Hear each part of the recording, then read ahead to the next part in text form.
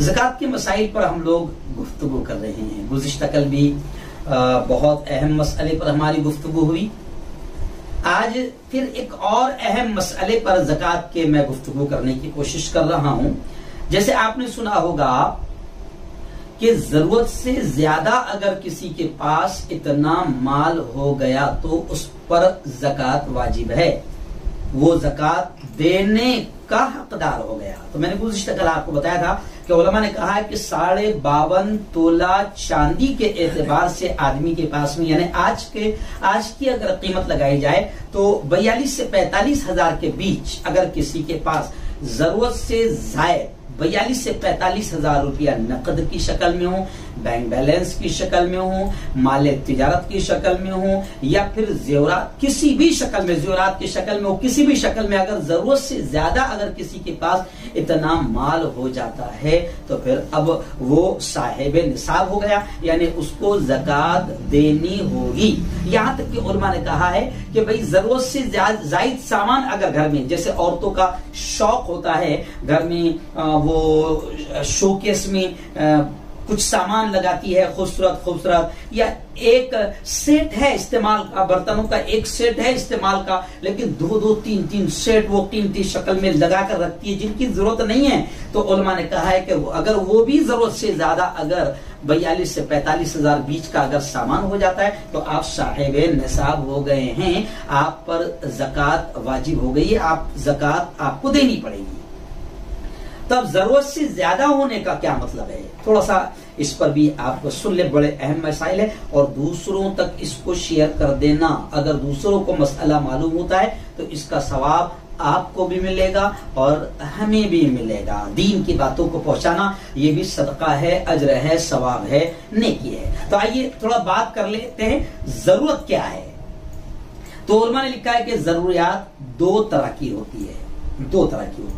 एक तो बुनियादी जरूरतें जैसे खाना, कपड़ा, मकान, इलाज और पेशे के औजार, यानी जिससे वो तिजारत वगैरह करता है, ये जरूरत की चीजों में आता है। यानी अगर इसको समझ लें आप कि अगर किसी के पास मिसाल के तौर पर 10-20 हजार रुपये है, 40-50 हजार रुपये है, लेकिन यानी इतना है कि जिसमें ज़कात लागू हो जाएगी, लेकिन अब उसका मकान बारिश में गिर गया तो मकान जरूरत असली में आता है। मकान बारिश में गिर गया और उसको सख्त तकलीफ है, अगर उसकी मरम्मत उसको करवाना जरूरी है और उसकी मरम्मत करवाने में, मकान की रिपेयरिंग करवाने में ये सारे रुपये खर्च हो जाएंगे तो उस पर ज़कात वाजिब नहीं है। या उसका मकान बहुत तंग है और परिवार बढ़ गया, लड़की, बहू, बच्चे वगैरह बहुत से है और उनको सोने उठने बैठने की भी तकलीफ हो रही है, इसलिए अब उसको मकान के बढ़ाने की जरूरत है और मकान बढ़ाने में ये जो रुपया है सब खर्च हो जाएगा, तो फिर ऐसे रुपये पर ज़कात वाजिब नहीं है। इसी तरह जैसे जरूरत में क्या आता है, इलाज। मान लो अभी कोई शख्स कोरोना में मुब्तला हो गया या खतरनाक बीमारी आ गई और उसको इलाज कराने में ये रुपया पूरा लग जाएगा, खर्च हो जाएगा, तो ऐसे शख्स पर भी अब ज़कात वाजिब नहीं है। जी हाँ, उसके पास इतना रुपया जिस पर ज़कात वाजिब हो जाती है, लेकिन वो इन रुपयों को अपने इलाज में खर्च कर देना चाहता है या उसको जरूरत है कि अब उसको इलाज करवाना जरूरी है, तो ऐसे शख्स पर ज़कात वाजिब नहीं है।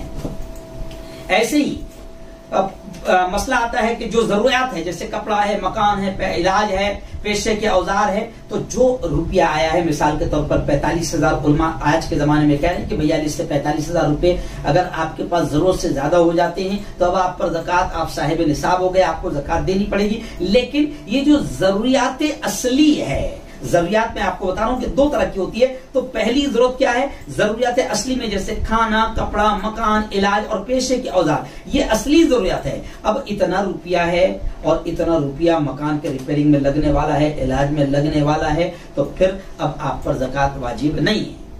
लेकिन दूसरी जरूरियात जो गैर बुनियादी है, ये अहम जरूरत नहीं है, जरूरत असली नहीं है। मिसाल के तौर पर ऐशो आराम, अब इतना तो घर है कि इसमें जिंदगी गुजार सकता है, लेकिन अब उसको बंगला चाहिए, बेहतरीन कीमती सोफे चाहिए, बेहतरीन कीमती कालीन चाहिए, तो ये असली जरूरत नहीं है।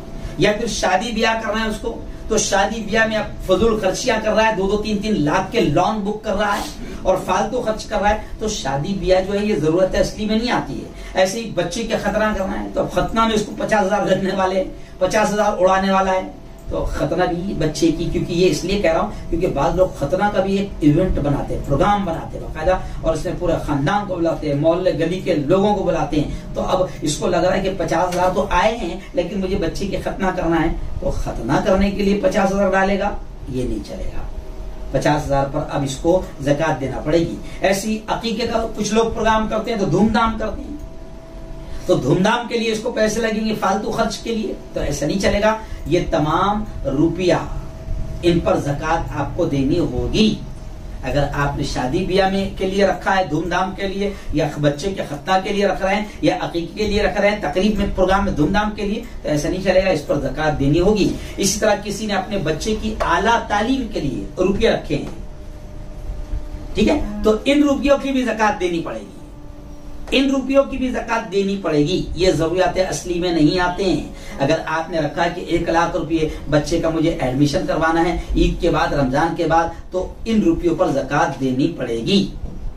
जी, इस सिलसिले में ये जरूरी है कि आपकी वो जरूरत जायज भी है या नहीं है, और जायज भी अगर है तो मौजूदा बर वक्त उसकी जरूरत हो। ऐसा नहीं कि 2 साल के बाद में बच्चे का एडमिशन करवाना है, जी हाँ, 2 साल के बाद में घर रिपेयर करना है, तो अब ये 2 साल से ज़कात नहीं दे रहा, तो ऐसा नहीं है।